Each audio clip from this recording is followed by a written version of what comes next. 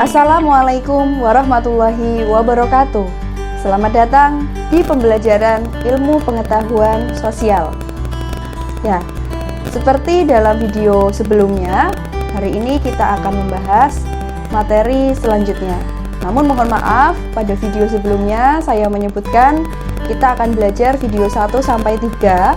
Namun karena keterbatasan durasi, jadi kita akan mulai pada materi yang ketiga, yaitu tentang potensi sumber daya alam dan kemaritiman di Indonesia.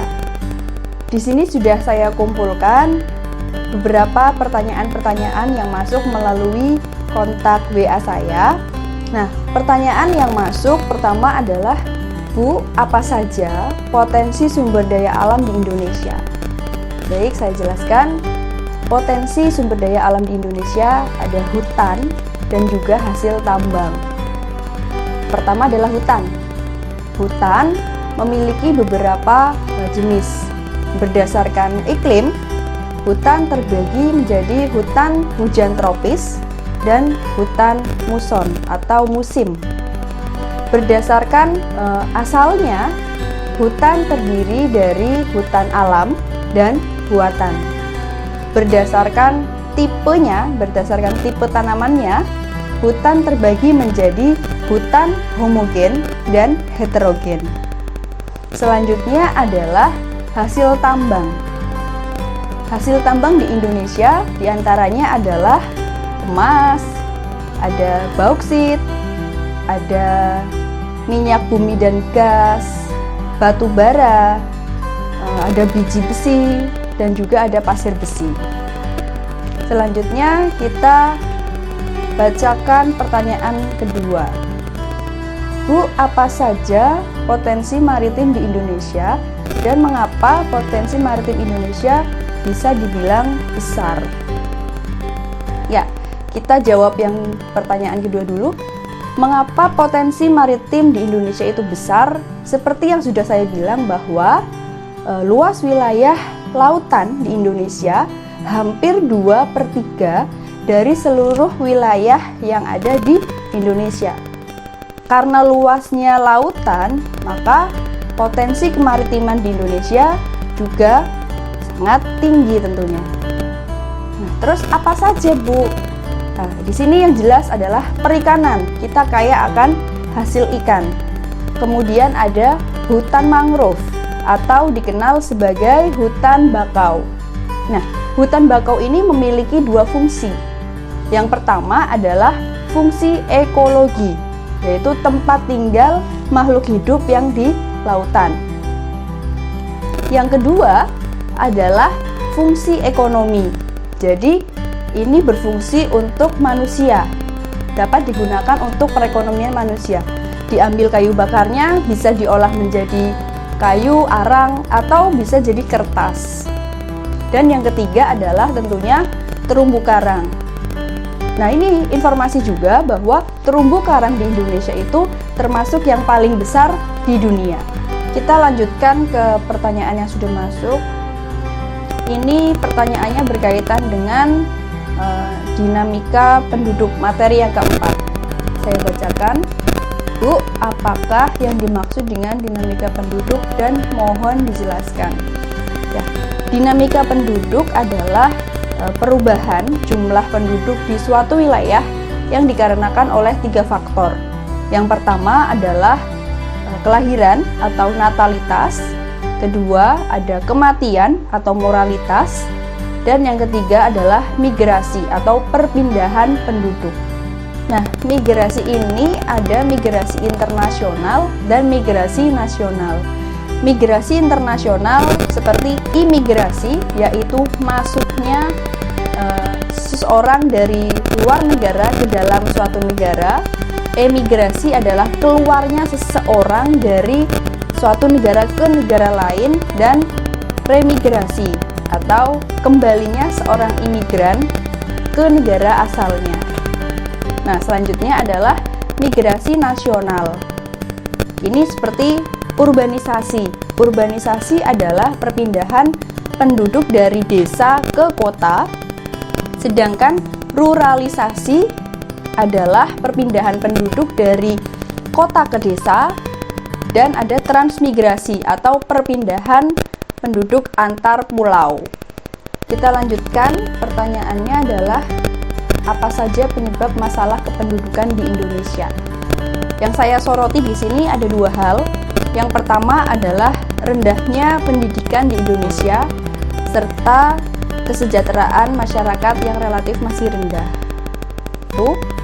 Kita langsung saja lanjutkan. Pertanyaan selanjutnya adalah tentang keragaman budaya di Indonesia. Mengapa dan apa saja?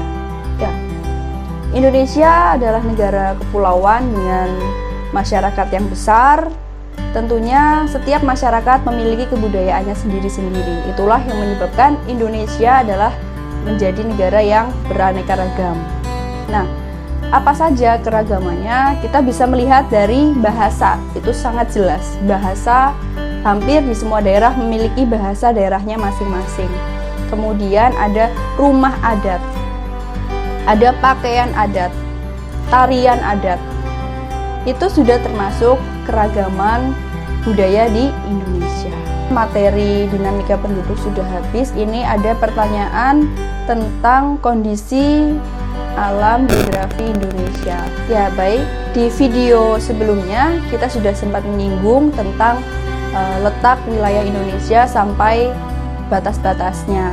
Nah, sekarang kita lanjutkan saja tentang iklim yang ada di Indonesia. Perlu diketahui, iklim adalah keadaan rata-rata cuaca di suatu wilayah yang luas dalam waktu yang relatif lama atau panjang. Nah, sedangkan cuaca adalah kondisi suhu, kemudian curah hujan, tekanan udara pada suatu wilayah tertentu dan waktu tertentu. Lalu bagaimana dengan iklim dan cuaca di Indonesia? Indonesia memiliki 4 iklim, ada iklim tropis, musim, panas, dan laut. Nah, sedangkan cuaca di Indonesia rata-rata suhu udara tahunannya adalah 28 derajat Celcius, kemudian memiliki curah hujan yang relatif tinggi dan sinar matahari sepanjang hari. Selanjutnya saya juga akan membahas tentang relief atau bentuk muka bumi di Indonesia. Jadi ada yang berupa daratan dan juga ada yang berupa lautan. Nah, kalau daratan itu apa saja? Ada gunung, ada pegunungan, ada dataran rendah, dataran tinggi, pegunungan. Sedangkan laut apa saja bagian-bagiannya? Ada palung laut, lubuk laut, kemudian gunung laut, punggung laut, shelf, dan seterusnya. Itu adalah bentuk dari muka bumi Indonesia. Berkaitan dengan bentuk muka bumi Indonesia, kita juga akan melihat aktivitasnya. Aktivitas masyarakat di daerah dataran rendah biasanya mereka bermata pencaharian sebagai pertanian lahan basah karena ada aliran sungai. Kemudian aktivitas di daerah dataran tinggi biasanya aktivitasnya adalah terasering atau lahan miring.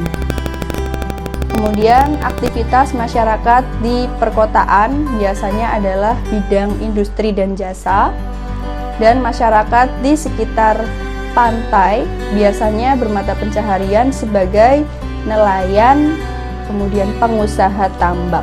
Selanjutnya pertanyaan yang masuk berkaitan dengan flora dan fauna. Fauna di Indonesia ya tentunya. Apa sih flora, apa sih fauna? Nah, flora adalah seluruh tanaman yang hidup di suatu wilayah tertentu. Sedangkan fauna adalah seluruh hewan yang tinggal dan hidup di suatu wilayah tertentu. Itu adalah pengertian flora dan fauna. Sedangkan di Indonesia, flora dan fauna terbagi menjadi 3 tipe atau 3 jenis. Ada australis, kemudian asiatis, dan peralihan.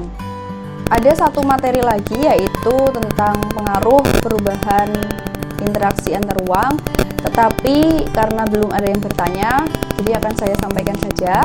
Perubahan akibat interaksi antar ruang ada 6. Yang pertama adalah berkembangnya pusat-pusat pertumbuhan, perubahan orientasi mata pencaharian, perubahan penggunaan lahan, perubahan sosial dan budaya, berkembangnya sarana dan prasarana, serta perubahan komposisi penduduk.